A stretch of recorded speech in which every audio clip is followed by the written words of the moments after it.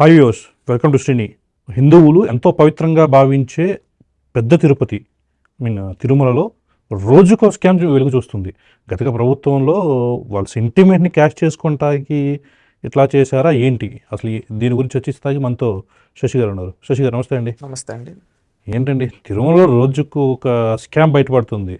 అంటే హిందువులు సెంటిమెంటల్గా ఎంతో పవిత్రంగా భావించి వెంకన్న దర్శనం కోసం ఏళ్ల తరబడి వేచి చూసి వెళ్తున్న సందర్భం మనం చూస్తూ ఉంటాం. ఇటువంటి క్షేత్రంలో రోజుకొక స్కామ్ బయటపడుతూ ఉంటుంది ఈ మధ్యకాలంలో మనం చూస్తూ ఉంటే. ఏంటంటే దీని గురించి అసలు ఏమంటారు? ఒకటండి, ఒక వెంకన్న స్వామి భక్తుడిగా బాధపడతా ఉన్నా. ఎందుకంటే ఒక పుణ్యక్షేత్రాన్ని ఇంత అప్రతిష్ట పాలు చేయడానికి ఒక వర్గం, ఒక జాతి మొత్తం, ఒక నాయకుడు ఇంత ప్రయత్నిస్తాడా అని చెప్పి సిగ్గుగా ఉంది. ఎందుకంటే 2019 నుంచి 24 వరకు వీళ్ళకి అధికారం ఇస్తే రాష్ట్రంలో కన్వర్షన్స్ అనేది పెరిగిపోయాయి. అది ఎందుకు పెరుగుతున్నాయంటే దాని వెనకాల మీ అందరికీ తెలుసు ఎవరున్నారు అని చెప్పి. ఒకప్పుడు 2004కు ముందు ఏ విధంగా ఉండిందో, 2004 తర్వాత కన్వర్షన్స్ ఏ విధంగా రాష్ట్రంలో పెరిగాయో దానికి మూల కారణం ఎవరో, ఏ రాజకీయ నాయకుడు ప్రోద్బలంతోనో, ఒకప్పుడు కేఏ పాల్ అగ్ర నాయకుడు కేఏ పాల్ గారిని అణిచి వాళ్ళ కుటుంబ సభ్యుడిని పైకి తీసుకొని రావడానికి పిచ్చోడు అనే ముద్ర ఏ విధంగా వేశారో ఆ తర్వాత అవన్నీ మనం చూసాం, కాలం అన్నీ చూసాం. ఇప్పుడు ఇది నేను 2004 నుంచి ఇవన్నీ ఎందుకు ప్రస్తావిస్తున్నానంటే, చూసుకుంటే మన ధర్మం పైన ఇది ఒక చిన్నగా మన ధర్మం పైన, మన మతం పైన కొంతమంది దుష్ట శక్తులు, ఆ దుష్ట శక్తులు ఎవరో రాష్ట్రంలో ఉండే వాళ్ళందరికీ తెలుసు. నాడు 2004 నుంచి ముఖ్యమంత్రిగా ఉన్న వ్యక్తి ఎవరో, 2019 నుంచి ముఖ్యమంత్రిగా ఉన్న వ్యక్తి ఎవరో అందరికీ తెలుసు. వాళ్ళు ఉన్నప్పుడే కన్వర్షన్లు ఎందుకు పెరిగాయి? వాళ్ళు ఈ దేశంలో బతుకుతూ ఇదేమి దేశం, ఇదేమి సెక్యులర్ కంట్రీ అని జగన్మోహన్ రెడ్డి మొన్న ఒక సందర్భంలో అన్నాడు. ఇదేమి హిందూయిజం అని ఈ మధ్య మొన్న ఒక సందర్భంలో అన్నాడు. ఇన్ని సందర్భంలో వీళ్ళు మాట్లాడిన మాటలు, వాళ్ళకి ఈ దేశం పైన అభిమానం లేదు, ఈ మతం పైన అభిమానం లేదు, కానీ ఈ ఓట్లతో పదవులు అనుభవించి ఆ పదవుల ద్వారా లబ్ధి పొంది వీళ్ళు వేరే మతాన్ని ఈ విధంగా ప్రచారం చేస్తున్నారని అందరికీ తెలుసు.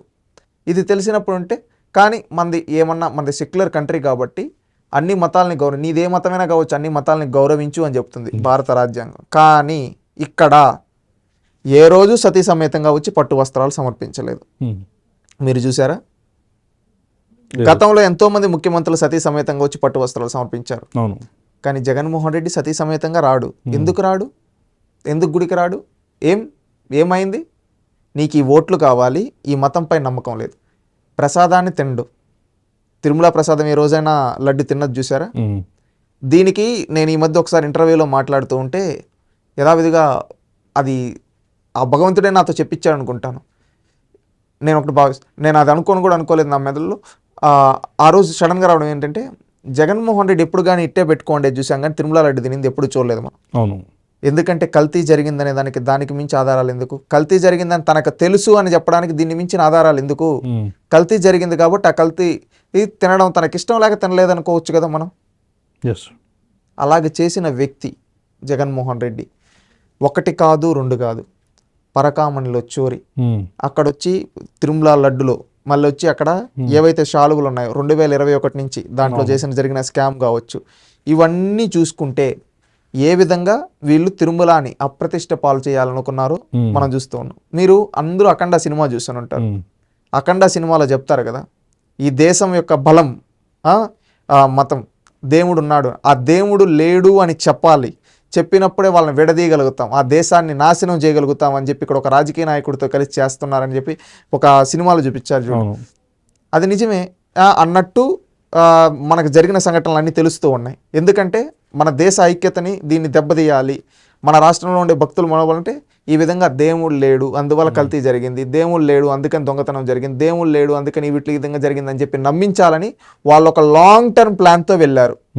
కానీ ఆ భగవంతుడు అనేవాడు చూస్తున్నాడు కదా, అందుకే ప్రతిపక్షం కూడా లేకుండా ఆ పార్టీని కూర్చోబెట్టాడు.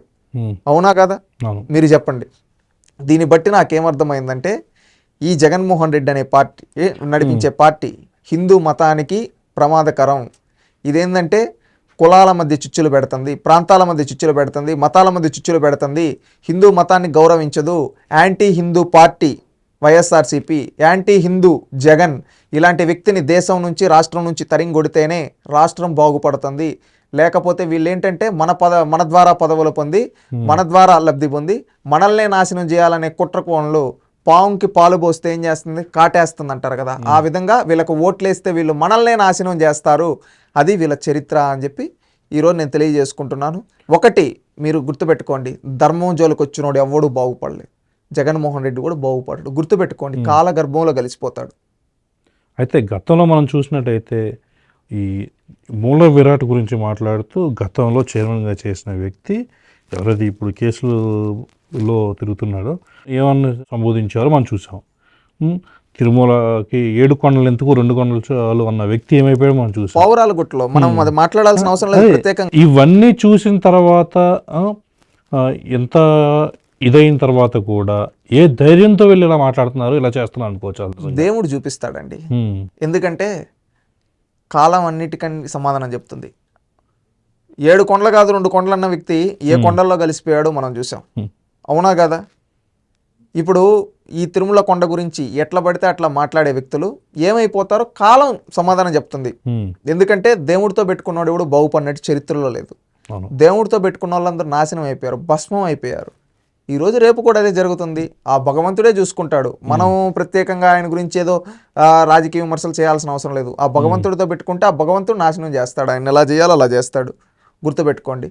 ఎందుకంటే భగవంతుడితో ఆటలాడద్దు. వీళ్ళు చేయరానని తప్పులు చేశారు ఒక లాంగ్ టర్మ్ గోల్ పెట్టుకొని. కానీ ఆ భగవంతుడు వాళ్ళని ఎక్కడ కూర్చోబెట్టాలి అక్కడ కూర్చోబెట్టి ఆయనే తన పైన జరిగిన వాటన్నిటికీ ఈ దోషులందరినీ సమాజం ముందు నిలబెడుతూ వాళ్ళని శిక్షిస్తాడు. రేపు భవిష్యత్తులో వాళ్ళ కఠిన శిక్షలు పడతాయి. ఆ భగవంతుడి చేతిలో చట్టం 2. అయితే మనం కల్తీ నెయ్యి వ్యవహారం, తర్వాత పరకామణి వ్యవహారం, ఇప్పుడు చూసినట్టుగా అయితే పట్టు వస్త్రాల వ్యవహారం, ఇప్పటికి 3 స్కాములు బయటపడినాయి. ఇంకా ఎన్ని చూడవలసి వస్తుందో అని జనాలు బయట మాట్లాడుకుంటున్నారు. ఒకటండి, శివుని ఆజ్ఞ లేనిదే చేమైనా కొట్టదంటారు కదా. ఆ హరుని ఆజ్ఞ లేనిదే ఆ హరిహరుల్లో ఆజ్ఞ లేనిదే ఏది జరగదు ఈ సృష్టిలో. ఖచ్చితంగా ఆయనే బయట పెట్టిస్తున్నాడు. ఆ రోజు తిరుమలాది కూడా సాక్షాత్తు ఆ వెంకన్న ప్రియ భక్తుడు చంద్రబాబు నాయుడు గారి నోటి నుంచే బయట పెట్టించాడు. ఆయన ఎంతో బాధతో చెప్పాడు. అదేవిధంగా ప్రతి సంఘటన ఆ భగవంతుడే బయట పెట్టిస్తూ ఉన్నాడు. దాంట్లో ఉన్న నిందితుల్ని శిక్షించేదానికి ఆయనే బాటలు వేస్తున్నాడు. రేపు ఖచ్చితంగా దీంట్లో ఎంతమంది నిందితులున్నా వాళ్ళందరూ మట్టి కొట్టుకొని పోతారు ఖచ్చితంగా. ఎందుకంటే భగవంతుడితో పెట్టుకున్నాడు బాగుపడినట్టు చరిత్ర లేదు. భగవంతుని పూజించాలి, అంతేగాని ఆ భగవంతుడితో ఆటలాడకూడదు. ఈ జగన్మోహన్ రెడ్డి ఆటలాడాడు. ఆటలాడని ఎలా రాజకీయంగా ఆటలు ఆయన ఎక్కడ కూర్చొని పెట్టారో చూస్తాం. నాకు తిరుగులేదు 30 ఏళ్ళు నేనే అన్నవాడిని ఏం చేశాడు, ఇంకా భవిష్యత్తులో నాకు భవిష్యత్తు లేదు ప్రతిపక్షం అడుక్కునే స్థాయికి కూర్చొని పెట్టాడు. రేపు ఇంకా వీళ్ళు దిగజారి అప్రతిష్ట పాలు చేయడానికి ఇంకా విష ప్రచారాలు చేస్తున్నారు. భవిష్యత్తులో ఏం చేయాలో కూడా భగవంతుడికి తెలుసు. పరకామణి విషయానికి వచ్చేటప్పటికి ఏదో చిన్న తప్పు అన్నమాట. ఏ విధంగా వీళ్ళు రాటు తేలిపోయిన పెద్ద గజ దొంగలండి. గజ దొంగలకి ఒక అవి 14 కోట్లు 100 కోట్లనే చిన్న దొంగతనాలుగానే కనిపించవచ్చు.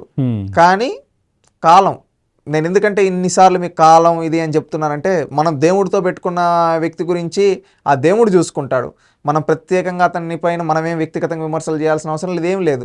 వాళ్ళు చేసింది పాపం అని వాళ్ళకి తెలుసు, వాళ్ళ మనస్సాక్షికి తెలుసు. ఈరోజు మనస్సాక్షిని చంపుకొని ఎన్ని అబద్ధాలు చెప్తున్నారు, తప్పు మీద తప్పు చేస్తూ ఉన్నారు.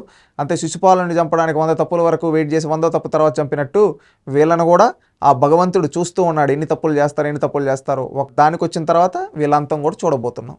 రైట్ అండి.